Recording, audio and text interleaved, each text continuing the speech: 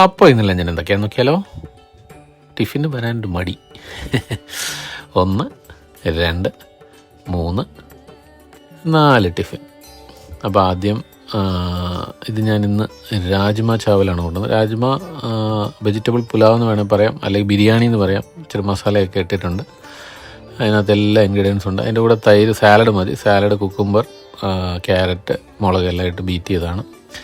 ഇതിനകത്ത് ബിരിയാണി എന്ന് വേണമെങ്കിൽ പറയാം. ഇത് പപ്പടമാണ്. ബിരിയാണി എന്ന് വേണമെങ്കിൽ പറയാം. അതിനകത്തെല്ലാം ഉണ്ട്. ബീൻസ്, കോളിഫ്ലവർ, ക്യാരറ്റ് എല്ലാം ഇട്ട് രാജ്മ, മെയിനായിട്ട് രാജ്മയാണ് ഇട്ടിരിക്കുന്നത്.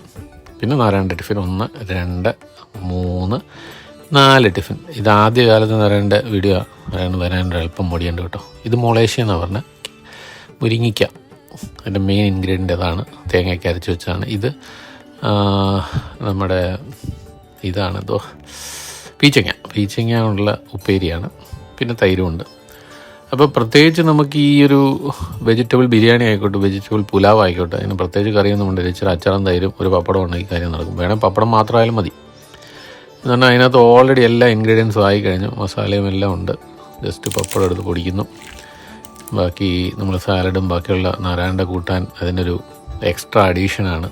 അപ്പം നമുക്കൊന്നും ഇല്ലാത്തടത്തുനിന്ന് അത്രയും കൂട്ടാനെങ്കിലും കിട്ടി. 2 പേര് ഒന്നിച്ചിരുന്ന് കഴിക്കുമ്പോൾ ഗുണം അതാണ്. എല്ലാവരുടെയും കൂട്ടാൻ അങ്ങോട്ടും ഇങ്ങോട്ടും ഷെയർ ചെയ്യാൻ പറ്റും.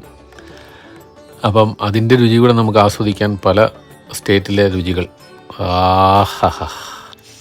അപ്പം നമുക്കിഷ്ടപ്പെട്ടതും അവർക്കിഷ്ടപ്പെട്ടതും എല്ലാം ഒന്നിച്ചിരുന്ന് കഴിക്കാൻ പറ്റും. പഴയ സ്കൂൾ കാലങ്ങൾ നമുക്ക് ഓർമ്മ വരും.